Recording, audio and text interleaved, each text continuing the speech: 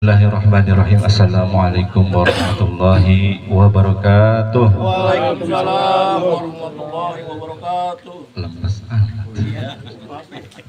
Belum ngopi kan? Ngopi, Pak, ngopi. Emang cuacanya enak banget buat ngopi. Apalagi buat tidur.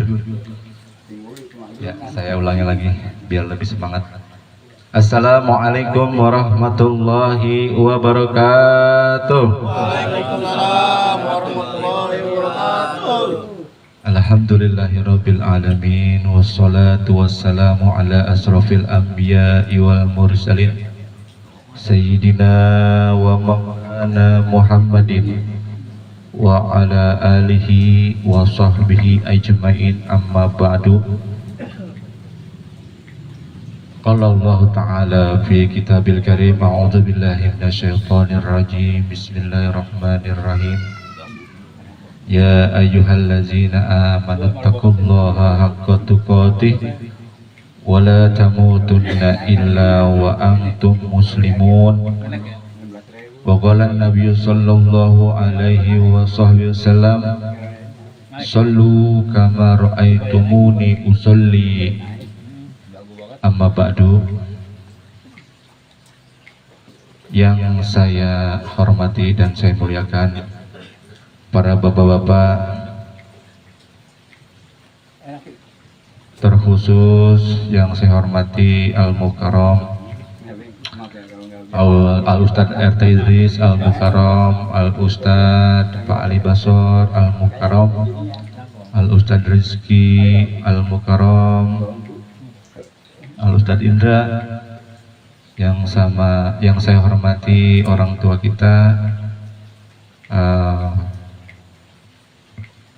Pak Ipon, saya absen lagi nih ya, Pak Ahmad, udah pada tua ini semuanya, Pak Ade, ya, Pak Oman, ya, juru tulis kita Bapak Midin Saputra, juru keker kita Abid Alwi, Mang Sain, Ki Rohmat, Bang Ganang, Bang Acun, Mang Jamang, ya, apalagi Mang Nasim, Mang Jang, Ardi, Anjar, alhamdulillah udah hadir lagi Anjar.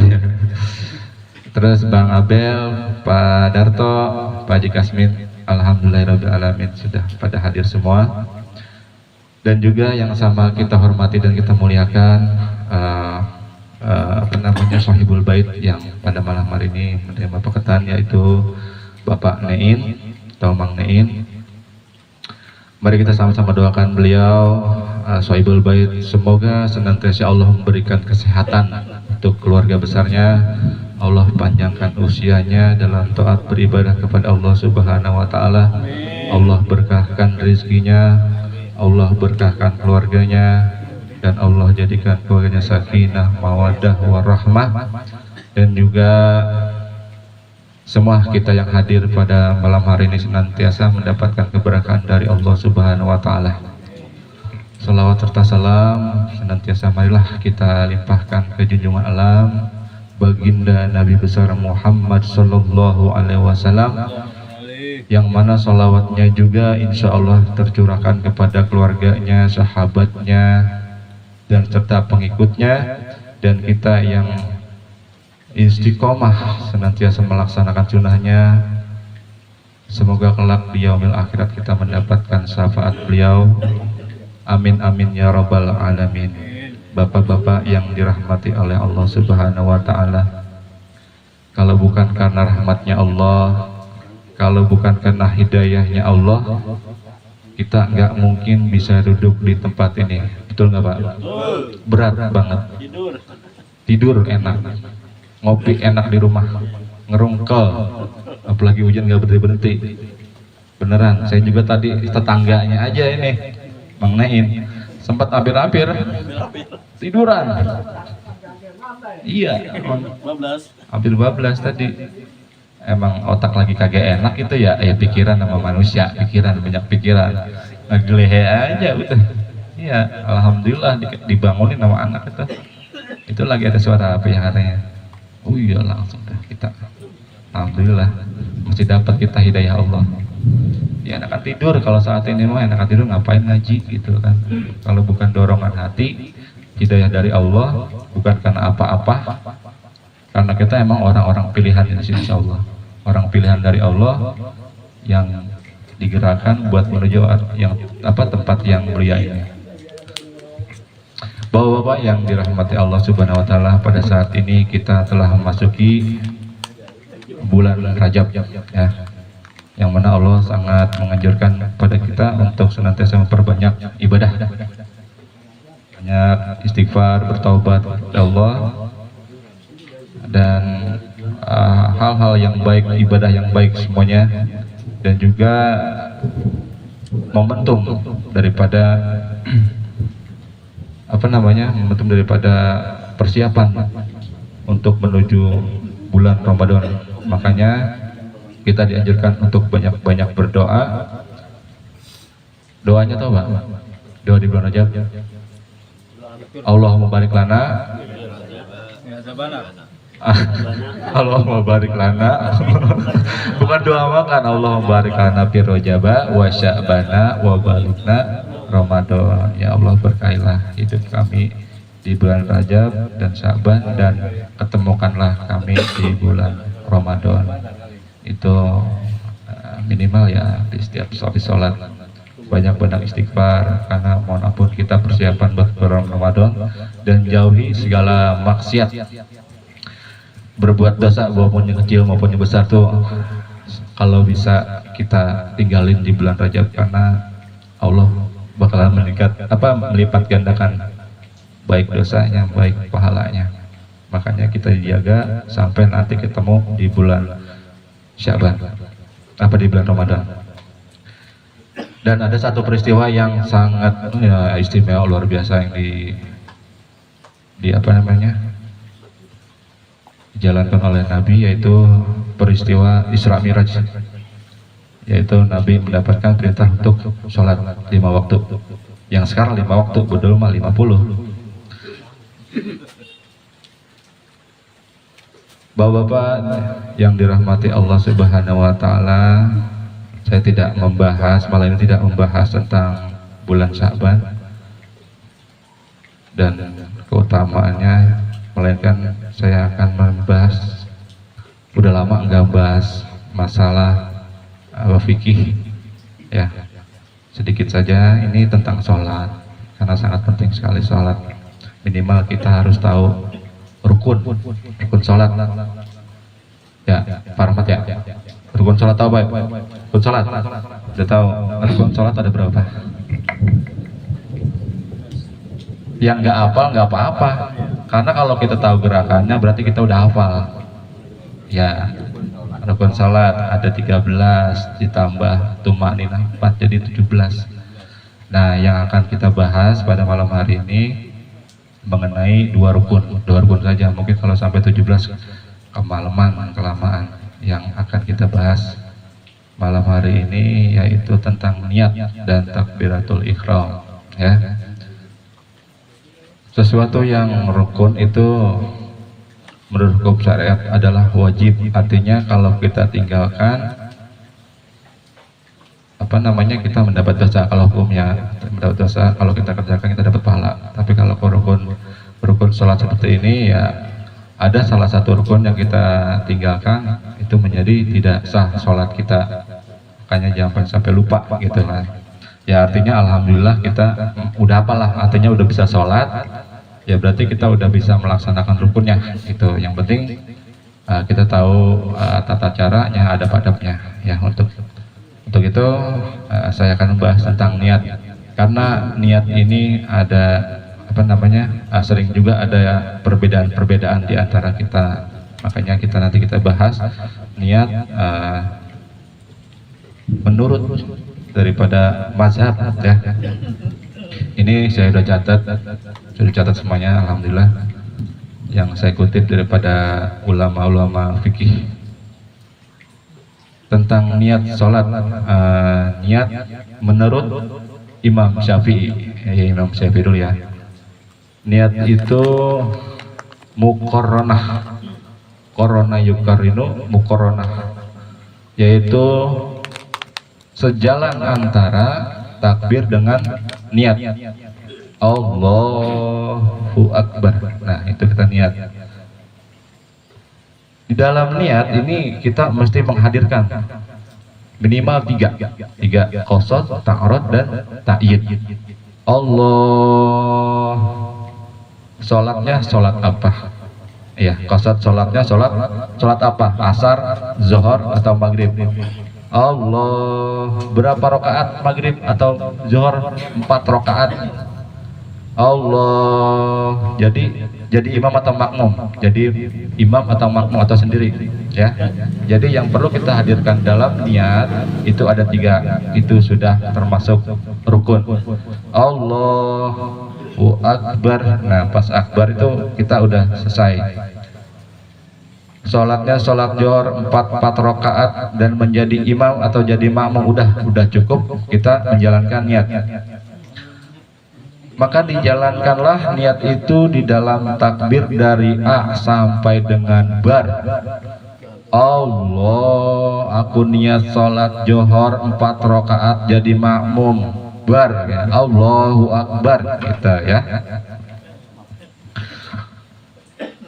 Sedangkan menurut Imam Hanafi, Imam Hambali, dan Imam Maliki, itu niat sholatnya sebelum takbir, ya. Jadi kadang-kadang kita ngelihat di masjid atau di mana gitu, ada orang yang takbirnya cepat, Allahu Akbar.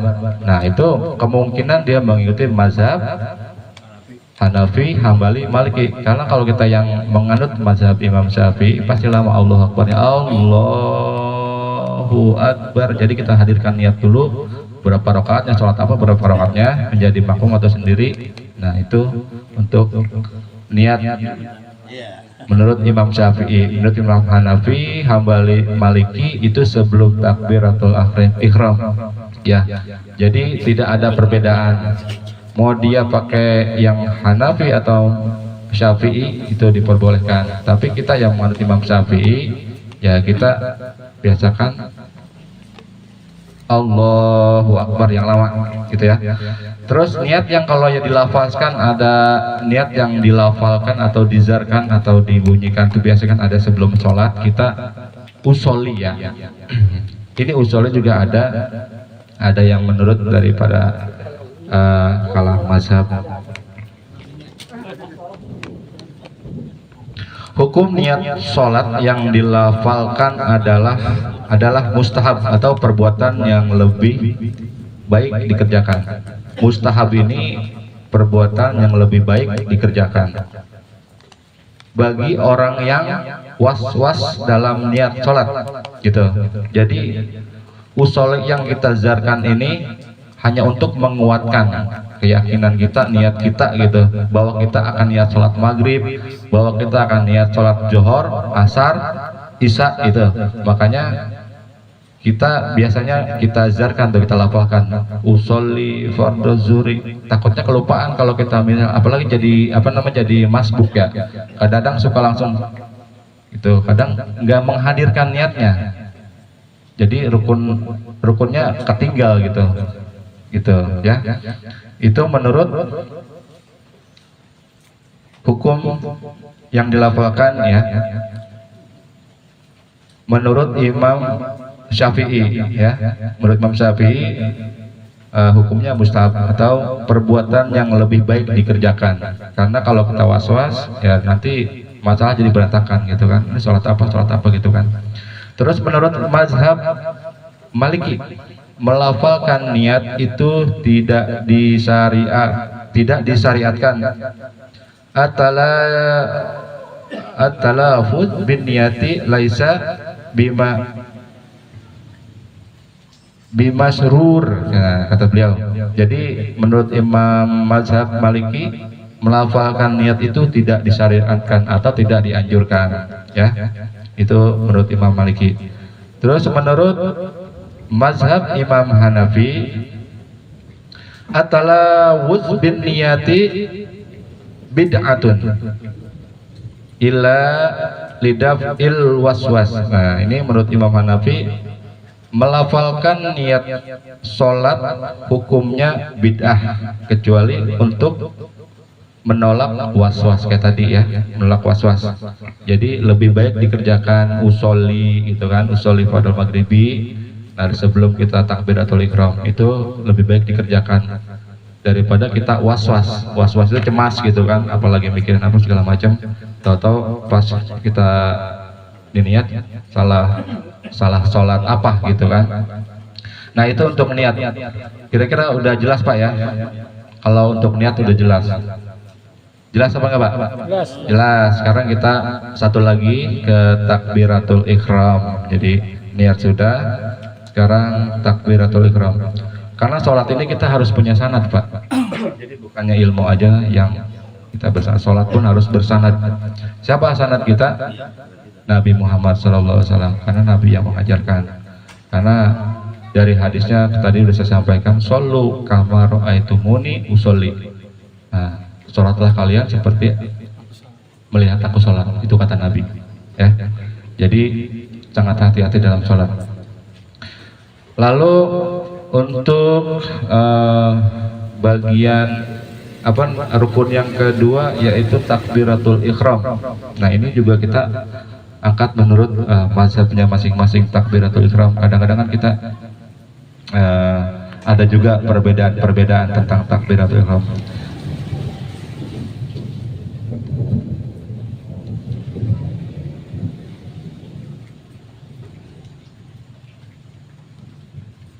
Sebentar ya, saya lupa nih di mana adanya nih.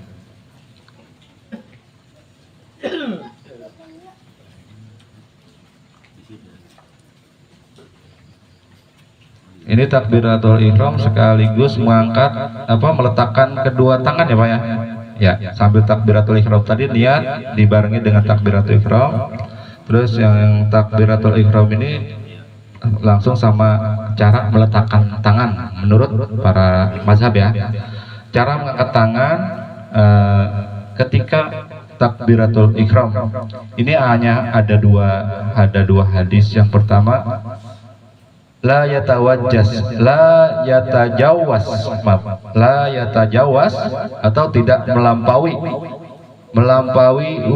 ujunaihi itu dua telinga. Jadi pas takbiratul ihram itu tidak melampaui telinga ya. Allahu Akbar ini sejajar sama kuping ya, tidak melampaui.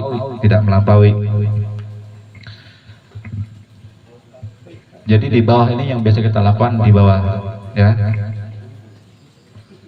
Terus yang kedua, baina mankibaihi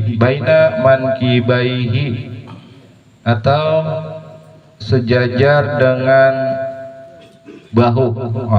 Mankibai ini baihi ini bahu. Ada juga kan takbiratul yang di bahu ini ya. Nah, tapi bukannya begini kan, kalau kita lihat ada juga yang Allah buat ya. Jika orang adu ilmu, jadi tetap takbiratul ihramnya Allah sejajar dengan bahu. Ini ada ya kan. Jadi nggak ada perbedaan. Boleh sejajar dengan bahu. Nah, ini untuk perempuan yang lebih baik itu yang yang tertutup. Jadi yang tertutup itu yang di atas telinga, itu untuk perempuan.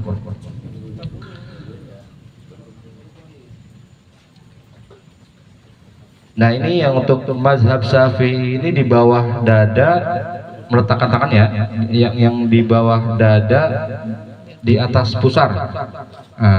Ini untuk mazhab Imam Syafi'i meletakkan tangannya di bawah dada di atas pusar, ini tengah-tengah ya. Nah, ini mazhab Imam Syafi'i mengajarkan ketika meletakkan tangan ini ada di bawah dada di atas pusar. Ini ada dua Imam Syafi'i. Yang kedua di atas jantung. Pernah kan lihat orang sholat di atas jantung nih ini ya. Nah itu menurut Imam Syafi'i, mazhab Syafi'i. Jadi boleh saja, sah saja sholatnya. Allahu Akbar ada gitu ya. Tapi jarang kita ngelihat orang yang meletakkan kedua tangannya di atas jantung. Terus cara meletakkan tangan ketika takbiratul ihram ini menurut mazhab Hanafi dan Hambali. Nah, kalau menurut mazhab Hanafi dan Hambali ini di bawah pusar. Nah, di bawah pusar. Ada juga yang di bawah pusar. Mereka yang benar-benar meyakini mazhab Imam Hanafi sama Hambali pasti di bawah pusar. Tapi kalau kita mau kan masih ini, kadang-kadang suka tadi sini, ntar ngampleh lagi sampai ke sini kan. Kadang-kadang lagi ngantuk, ada capek sampai ke bawah. Tapi nggak apa-apa, itu menurut Imam mazhab Hanafi dan Hambali boleh. Ya, kalau kita penganut mazhab Syafi'i rata-rata di tengah-tengah antara dada dan di atas pusar jadi sini. Tuh. Yang ketiga menurut mazhab Maliki, yaitu ada dua juga, di atas pusar, tepat di atas pusar. Yang kedua mulfaqad atau melepas tangan di bawah, meletakkan tangan, melepas tangan di bawah. Nah, ini menurut Imam Maliki. Jadi ada yang Allahu Akbar jadi melepas tangan. Nah, di sini nih samping. Nah, ini menurut mazhab Maliki. Ada yang di sini, ada yang melepaskan tangan. Pernah lihat nggak? Pernah ya? Saya juga pernah lihat sekali doang. Dulu udah lama. Kata sini orang sholat apaan ya? Ternyata emang ada di mazhab Imam Maliki. Ya, ada dua. Yang Imam Maliki di bawah pusar, sama yang melepas tangan Allahu Akbar. Nah, gitu tuh. Dia sholatnya gitu. Makanya kalau orang lagi sholat begitu udah biarin aja, jadi kata-katain. Kita kan kadang-kadang rese gitu ya. Ini sholat apa dong sih orang? Begitu lagunya. Karena mereka tahu hukumnya gitu, itu tahu ilmunya gitu. Kita yang belum tahu gitu. Suka rese, suka usil gitu ngerasa bisa gitu kita. Ya kita dulu juga begitu sama. Jadi gue baru tahu ini. Iya, makanya kita harus tahu ya, biar nggak ada kegaduhan di antara kita sesama umat Islam dalam melaksanakan sholat. Jadi kalau misalnya ada yang seperti itu, yaitu mereka mengikuti mazhab ini, gitu kan. Kalau ada yang begitu, udah jangan rese kita, ya, jangan rese. Kita ikuti aja imam kita, yang biasa kita ikuti dari dulu, Imam Syafi'i, ya. Dari mulai niat sampai takbiratul ihram kayak tadi, kita biasa diletakkan tangan di bawah, dada di atas pusar. Nah, itu ada lagi dalam kitab Al-Bani itu sholatnya, sifat sholatnya Nabi itu meletakkan tangannya malah emang ada di sini nih, di dada pisan. Itu sifat sholatnya Nabi itu ada di kitab Al-Bani. Itu emang kita di mazhab-mazhab Maliki, Syafi'i, Hanafi nggak mengajarkan gitu. Makanya ini hanya biar lebih tahu. Jadi ada peletakan tangan ketika takbiratul ihram, ada yang pas di dada, ada ya. Cuman jarang kita lihat. Karena ini sifat sholatnya Nabi seperti itu. Tangannya di dada pisang. Itu. Jadi kalau bisa kita menemukan itu, ya kita udah, maksudnya kita udah paham ilmunya, ya biarkan saja gitu kan, karena mereka mengikuti imam mereka masing-masing.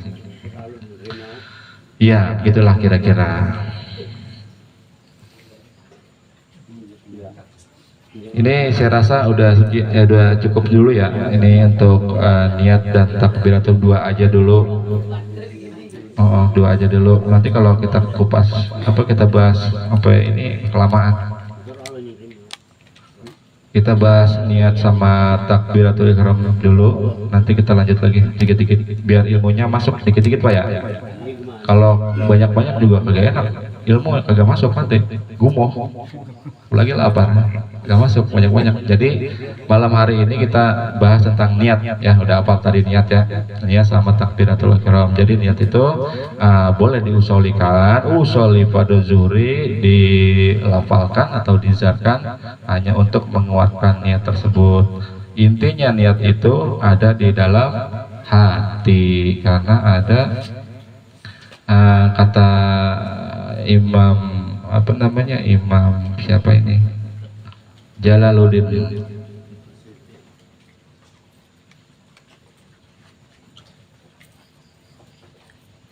Ayo, itu sangat kecil banget. Ini mahalun niyati al qalbu. Jadi tempatnya niat itu ada di hati. Ya Pak ya. Mudah-mudahan bisa dipahami dan bisa diamalkan. Jadi sekarang kita udah tahu ketika kita niat, nanti kita bahas tentang ruku segala macam, tentang masbuk, tentang orang yang apa namanya, yang jadi makmum harus kayak gimana, jadi imam harus gimana nanti selanjutnya ya kita bahas. Untuk malam ini cukup sampai niat dan takbiratul ihram saja. Mungkin dari saya cukup sekian, mudah-mudahan ada manfaatnya buat kita amalkan di dalam kehidupan sehari-hari dan kita praktekkan dalam sholat kita. Wabillahi taufiq wal hidayah. Wassalamualaikum warahmatullahi wabarakatuh. Waalaikumsalam warahmatullahi wabarakatuh. Sekian jazakumullah sana jaza. Kami ucapkan pada Ustaz Abdul Rauf yang telah memberikan tausiahnya. Artinya telah memberikan pemahaman kita tentang fikih sholat ya. Fikih sholat tadi syaratnya rukun ya, rukun bukan syaratnya sholat. Kalau syaratnya sholatnya artinya beda lagi ya di antara Islam. Tadi tentang menjelaskan tentang rukun ya, rukun sholat baru dua yang dibahas. Nanti kedepannya mungkin ada lanjutannya lagi ya. Jadi tadi berkaitan dengan niat dan takbiratul ihram. Jadi apa yang dia disampaikan terkait dengan niat ya, namanya fikih. Fikih begitu beragam. Jadi karena ada 4 mazhab yang dianut ya, yang dipakai di ya maksudnya di kita ini ya, untuk umat Islam patokannya 4 mazhab itu. Umumnya di Indonesia memakai mazhab Imam Syafi'i ya. Jadi nggak usah heran kalau misalnya kita sholat jamaahnya di luar. Makanya kan kalau timbang sholatnya di musola mulu gitu ya, atau di masjid. Tapi kalau kita sholatnya di luar, di tempat lain, ketemu dengan jamaah mungkin dari jamaah yang lain ya di luar kita, ininya cara sholatnya beda-beda gitu ya. Dari cara dia niat, ada yang secara sir, ada yang secara dijahrin gitu ya. Ya, ada yang nggak kedengaran, ada yang nggak kedengaran gitu kan. Jadi itu dimaklum. Atau misalkan dari cara takbiratul ihramnya, ada yang takbiratul ihramnya jempol gitu ya, pas banget gitu di bawah ini nih, di bawah kuping gitu kan, lurus gitu kan, menghadap kiblat. Ada yang nggak sampai, ada yang memang sebahu, ada juga cuma setengah badan, setengah dada cuma. Allah gitu, Allah gitu, nggak nyampe ini, cuma sampai di dada doang. Ada kayak gitu. Itu juga ditahan lama, mungkin diniatin di dalam pada saat dia takbiratul ihram. Jadi macam-macam. Mungkin kalau yang sudah melaksanakan pergi umroh, pergi haji di sana itu ya, di Arab itu, mungkin nggak kaget ya. Di sana tuh udah orang di seluruh dunia ya, dia macam-macam, ada dari Maroko, ada dari Mesir, ada dari apalah ibaratnya negara Afrika, macam-macam, beda-beda pemahamannya, cara sholatnya, cara dirinya, cara ini. Mungkin kalau tadi kayak Rahmat melihat ada orang sholat kakinya sampai lebar banget, ya mungkin memang yang dia pahami seperti itu. Ada yang memang sebatas seukuran ya, seukuran sebahu, atau misalkan seukuran 1 jengkal gitu ada. Jadi ya memang seperti itu pemahamannya. Jadi kita harus banyak-banyak belajar lagi. Jangan memahami fikih itu ya apa sebatas yang kita tahu. Jadi ya beragam lah kalau masalah fikih. Jadi jangan jangan merasa kita dengan belajar fikih ya, yang kita tahu ya udah itu paling benar. Padahal nggak begitu juga. Jadi karena memang berdasarkan pemahamannya, mazhabnya, apa yang dia pakai ya itu seperti itu. Mungkin kalau kata orang kampung mah biasanya kita usil gitu ya. Padahal nggak begitu. Jadi kita memahaminya lah. Kalau fikih memang seperti Pak Rahmat, jangan jangan jangan jangan ego dengan kita sendiri. Kita emang ilmunya cuma segitu, Pak Rahman mungkin. Jangan banyak belajar lagi. Jadi ya Cuma banyak pendatang mah macam-macam gitu. Enggak ada lagi gua ngaji enggak ada. iya. Ya itu. Jadi harus banyak belajar. Banyak baca buku lagi dah gitu bahasanya lah. Ratusan tahun lu. Ya mungkin kalau dulu di Imam Masjid Al Hidayah cara takbiratul ihramnya gitu kan, takbirnya mungkin kalau yang dulu ya walau alam mungkin memang beliau punya pemahaman seperti itu ya, walaupun nggak diikutin dengan yang lain ya.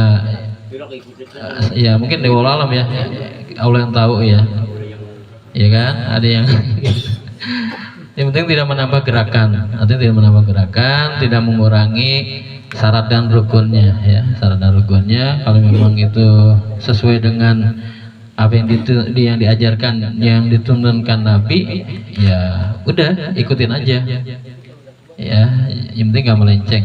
Kalau memang udah benar ya udah.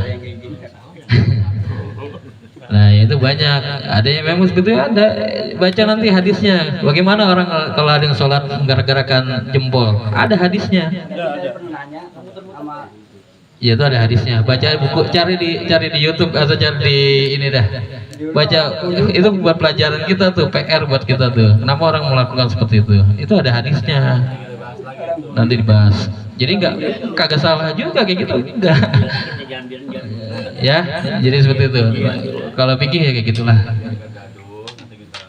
Ya, itu aja. Baiklah, kita lanjutkan. Kita akhiri acara kita pada malam hari ini. Kita sempurnakan dengan doa. Doa pertama mungkin akan dibawakan oleh Bapak Haji Kasmin. Doa kedua oleh Ustaz Rizky. Siang dan saya. Aku lupa aja. Assalamualaikum warahmatullahi wabarakatuh. Waalaikumsalam warahmatullahi wabarakatuh. Astaghfirullahaladzim, astaghfirullahaladzim, astaghfirullahaladzim, ya Allah.